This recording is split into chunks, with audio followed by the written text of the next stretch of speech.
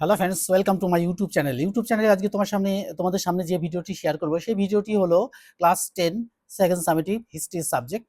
আমি আজকে second summative যারা দিচ্ছ, অর্থাৎ যারা ক্লাস 10-এ পড়ো তাদের জন্য, এবং এই স্টুডেন্টরাই যারা 2026 সালে মাধ্যমিক পরীক্ষা দেবে তারাও কিন্তু এই ভিডিওটি দেখবে। তাহলে দেখো, আমাদের এই সেকেন্ড সামেটিভ পরীক্ষা কিন্তু খুব শীঘ্রই, খুব সামনেই, আর মাত্র 2 দিন সময় আছে।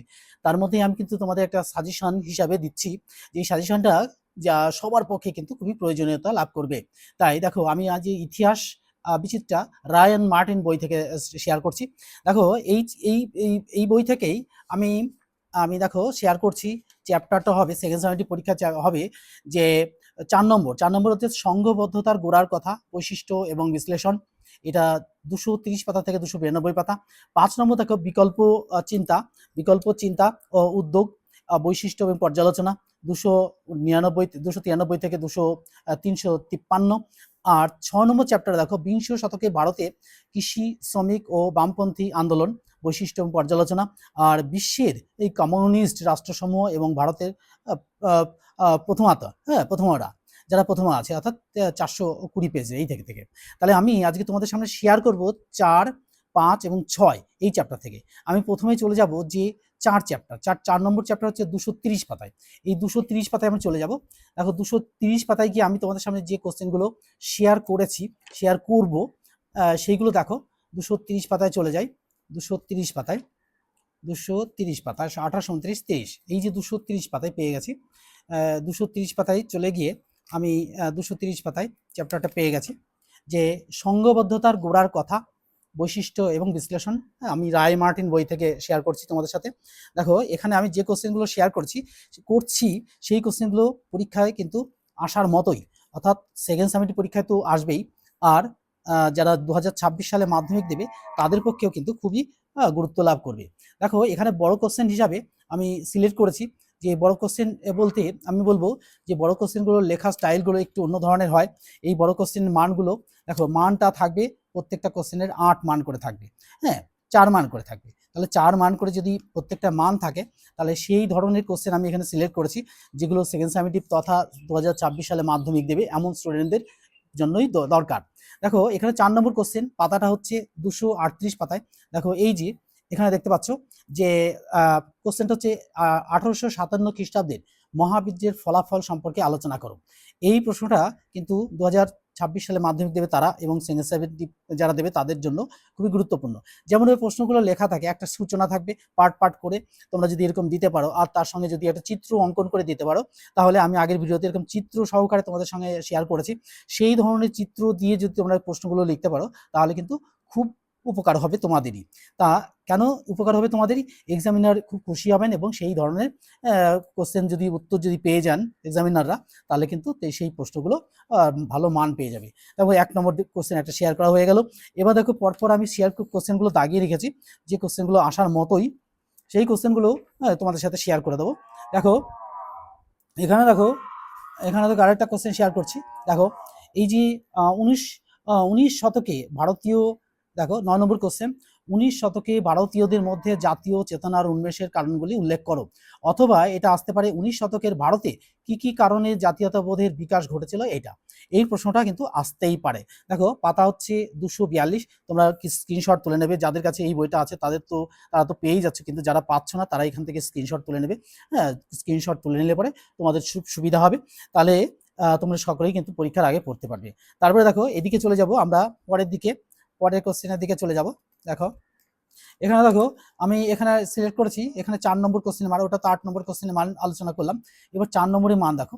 4 নম্বরের মানের মধ্যে অনেক কোশ্চেন আছে, যে কোশ্চেনগুলো সিলেক্ট করা খুব কঠিন ব্যাপার, কিন্তু তা সত্ত্বেও আমি যে আমার অভিজ্ঞতা থেকে তোমাদের সামনে শেয়ার করছি, যে এই যে কোশ্চেনগুলো দেখো, এখানে দেখো 248 পাতায় দেখো 4 নম্বর কোশ্চেন, 1857 খ্রিস্টাব্দে মহাবিদ্যের ব্যর্থতার কারণগুলি উল্লেখ করো। অথবা 1857 খ্রিস্টাব্দের মহাবিদ্যের ব্যর্থতা কি অবধারিত ছিল?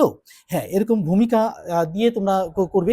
ভূমিকা দিয়ে করলে পরে, আর প্রশ্ন পরপর যদি এটা পার্ট করে দাও, এটা চিত্রের মধ্যে দিয়ে দাও, তাহলে কিন্তু খুব সহজেই কিন্তু এক্সামিনার খুশি হবেন এবং নাম্বারটা দিয়ে দেবেন তোমাদেরকে। এবার দেখো, এই পাতাতে আমি একটা কোশ্চেন শেয়ার করছি, 1857 খ্রিস্টাব্দের বিদ্রোহকে কি প্রথম বিশ্বযুদ্ধ বলা যায়? হ্যাঁ, প্রথম প্রশ্নতে বলা যায় সেই পরিপ্রেক্ষিতে কিন্তু উত্তরটা দিতে হবে। এখানে দেখো কোশ্চেন নম্বর 12 আর উত্তরটা দেখো এখানেই আছে 249 পাতায়, এখানে খানিকটা আছে, এবার পরের পাতাতেও আছে। এই পরের পাতাতে তোমরা স্ক্রিনশটগুলো তুলে নাও, সুন্দর করে স্ক্রিনশট তুলে নেয়, যাদের বই আছে তারা স্ক্রিনশট তুলে নাও, আর যাদের কাছে বই নেই তারাও তো অবশ্যই তুলবে। আর প্রশ্নের উত্তরগুলো কিন্তু সুন্দরভাবে সাজানো হচ্ছে রায়ান মার্টিনের বইতে। এখানে দেখো বাকি পার্টটা এখানেও দেওয়া আছে 250 পাতায়, এখান থেকে স্ক্রিনশটটা তুলে নাও সুন্দর করে, তাহলে তোমাদের পড়তে সুবিধা হবে। যাদের বই নেই তাদের তো খুবই গুরুত্বপূর্ণ। অনেক ছাত্রছাত্রী আছে যারা এই প্রশ্ন বই সব কালেক্ট করতে পারে না এবং বন্ধুদের কাছ থেকে বা শেয়ার করে করে আলোচনা পড়েন, তাদেরকেই বলবে এগুলো তুলে নিতে। তারপর দেখো এখানে আরো কোশ্চেন আমি শেয়ার করেছি, যে কোশ্চেনগুলো দেখো এখানে আরো কোশ্চেন শেয়ার করেছি। দেখো এই যে এখানে একটা কোশ্চেন শেয়ার করেছি, যে এই যে 27 নম্বর কোশ্চেন, পাতা হচ্ছে 255 পাতা, 255 পাতার নিচের দিকে এই জায়গাটায় দেখো কোশ্চেনটা আছে, ভারত সভা প্রতিষ্ঠা এবং বিকাশে সুরেন্দ্রনাথ বন্দ্যোপাধ্যায়ের ভূমিকা বিশ্লেষণ করো। এটা ঠিক ভূমিকা যেভাবে দেওয়া আছে ভূমিকাটা লিখবে, ভূমিকা লেখার পরে যেই পরের পাতা থেকে স্ক্রিনশটটা তুলে নাও, যাদের বই নেই আর যাদের আছে তারা তো অবশ্যই করবে। এবার এখান থেকে স্ক্রিনশট তুলে নিলে এবার পরের পাতাতে চলে আসি।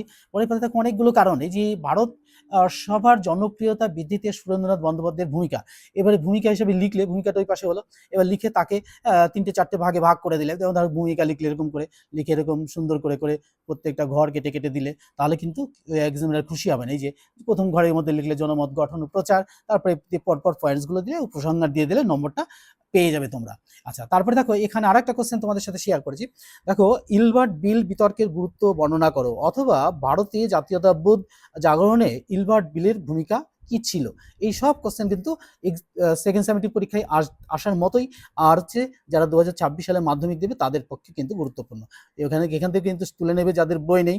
আচ্ছা, এবার পরের পাতাতে দেখো, পরের পাতাতে বাকি অংশটা এখানে রয়েছে, এটাও কিন্তু তুলে নাও। আচ্ছা, তাহলে কিন্তু সুবিধা হবে। আচ্ছা, তারপরে চলে যাই এদিকে চলে এসে আমরা চলে আসছি পরের দিকে। হ্যাঁ, পরের দিকে এসে আমরা আরো ছোট ছোট কোশ্চেন পেয়ে যাব। আমি সবগুলো সিলেক্ট করে রেখেছি।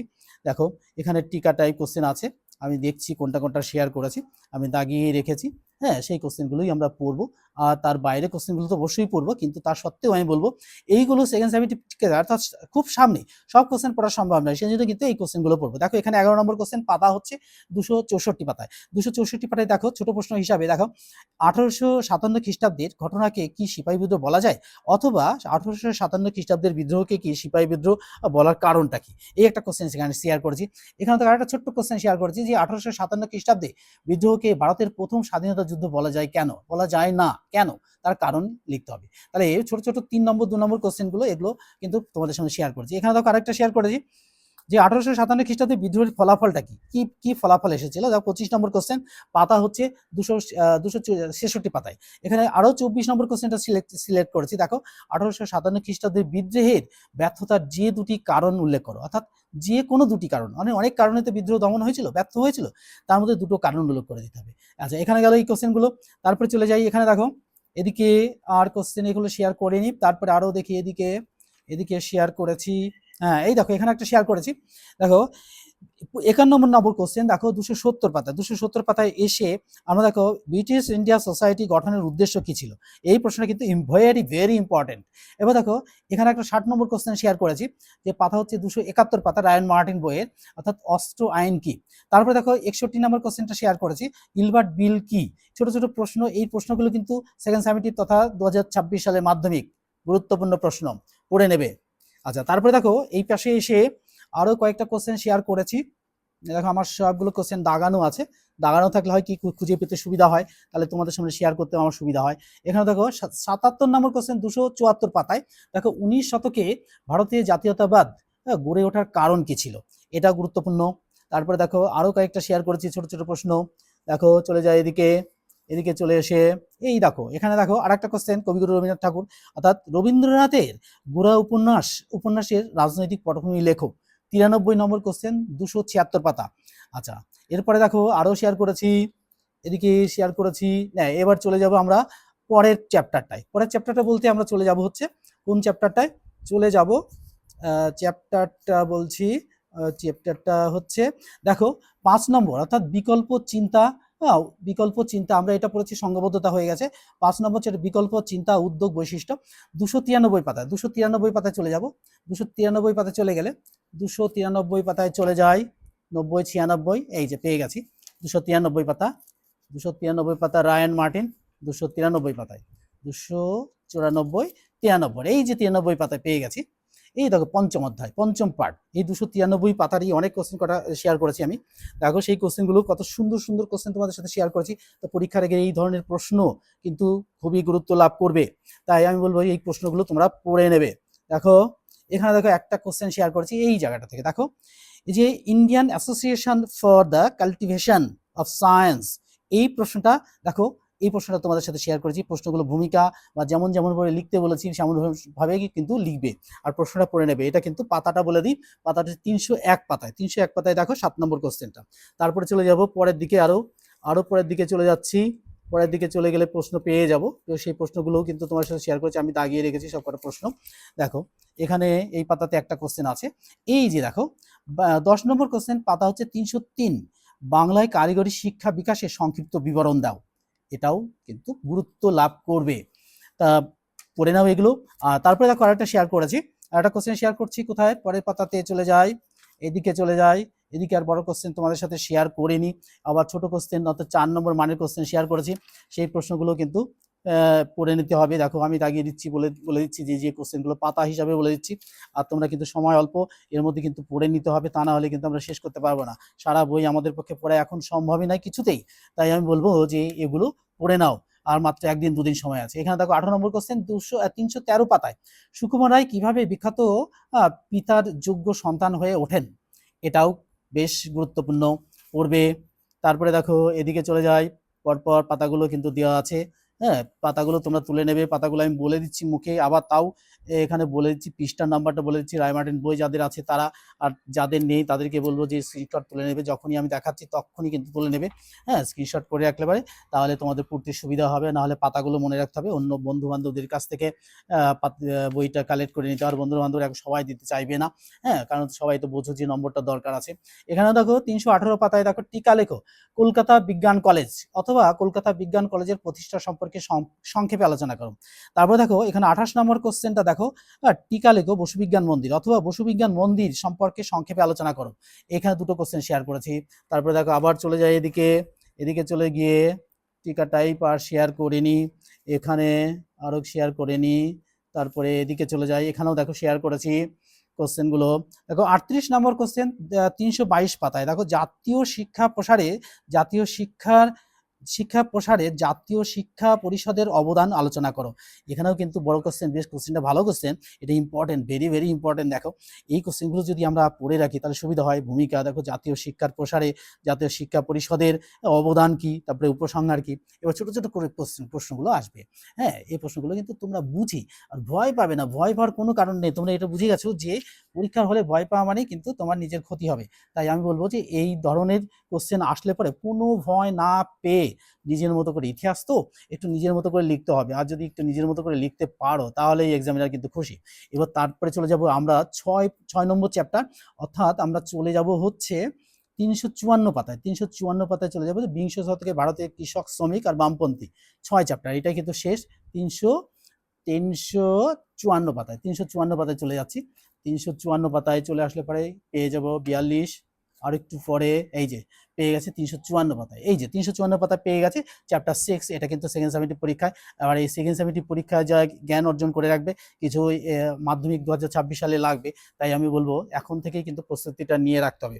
তা দেখো এখানে দেখো পাতা 369, 359 পাতায় দেখো এখানে একটা কোশ্চেন শেয়ার করছি, বঙ্গভঙ্গ বিরোধী আন্দোলনে কৃষকদের ভূমিকা বিশ্লেষণ করো। এই আর একটা দেখো অথবা হিসাবে আসতে পারে, বঙ্গভঙ্গ বিরোধী আন্দোলনকে কেন বাংলার কৃষকরা যোগদান করেনি। এটা কিন্তু বড় প্রশ্ন, বড় প্রশ্নটা কিন্তু সুন্দর করে করবে, 8 নম্বর মানের প্রশ্ন, ভূমিকা দিয়ে সুন্দর করে চিত্রের মধ্যে দিয়ে কোশ্চেনগুলো লেখার চেষ্টা করবে, তাহলে ভালো হবে।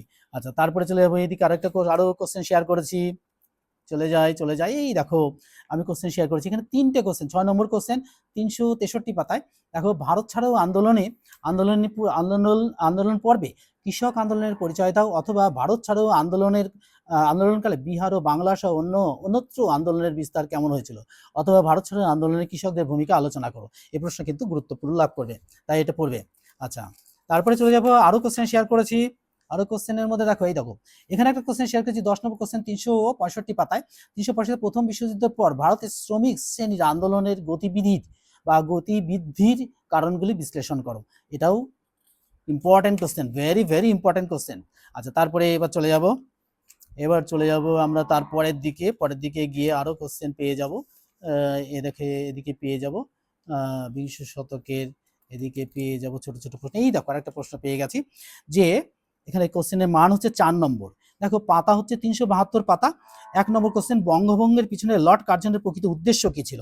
হ্যাঁ, তো লর্ড কার্জন কেন বঙ্গভঙ্গ করেছিল তার উপর বেস করে লিখতে হবে। এখানে বইতে সুন্দর করে দেওয়া আছে।